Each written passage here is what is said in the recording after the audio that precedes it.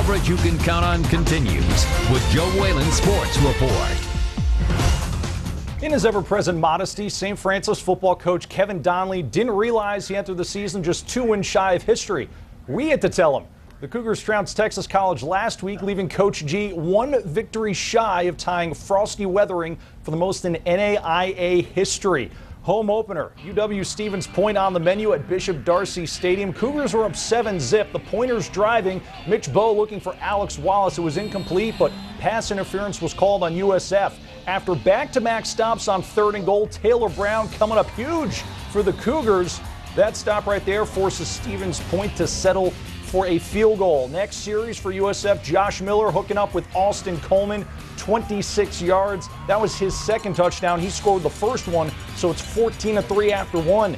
Second quarter, though, was all about the Pointers. Bowe hits Theo Maglio. This would take them down inside the 5-yard line, and that sets up Ethan Lockhart right here for the 2-yard score. After that, UW Stevens Point recovered a fumble for a touchdown, and then driving again later in the quarter, it's Lockhart from 10 yards out. The Pointers go from down 11 points to up 10 in less than 10 minutes. Just before the half, though, huge play here for the Cougars. Antoine Campbell takes the handoff and scores from 2 yards out. He topped the century mark on the ground. That's his 4th touchdown of the season. Gets the Cougars back within 24-19.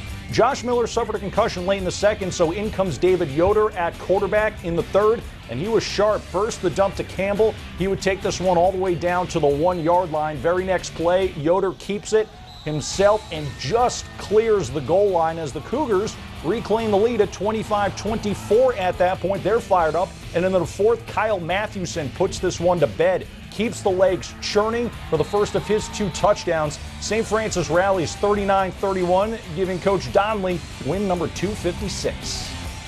I think we went out there and we played with a lot of confidence. I think we knew what we were doing. We knew we could do it. I think the first half we made some mistakes that kind of stopped ourselves, and in the second half we cut down on those mistakes and just did a good job and got the W. We just had to go through some adversity. You know, we came out hot and then we kind of slowed down, and we had to come in the halftime and talk about some things and make some adjustments. You just come out and just try to regain that momentum. This is huge. Just lets us know that we can come through some adversity and, you know, come back when we're down, not just stand on top and keep pushing, but to come back from some tough things. It was like a morgue here in the first half. You know, I was waiting for the Philharmonic to come on.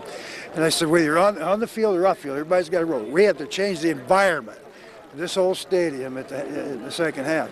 And we did that. And our kids really have a lot of character and made plays. The Cougars are in the midst of a 3-game homestand. They host St. Ambrose out of Iowa next Saturday.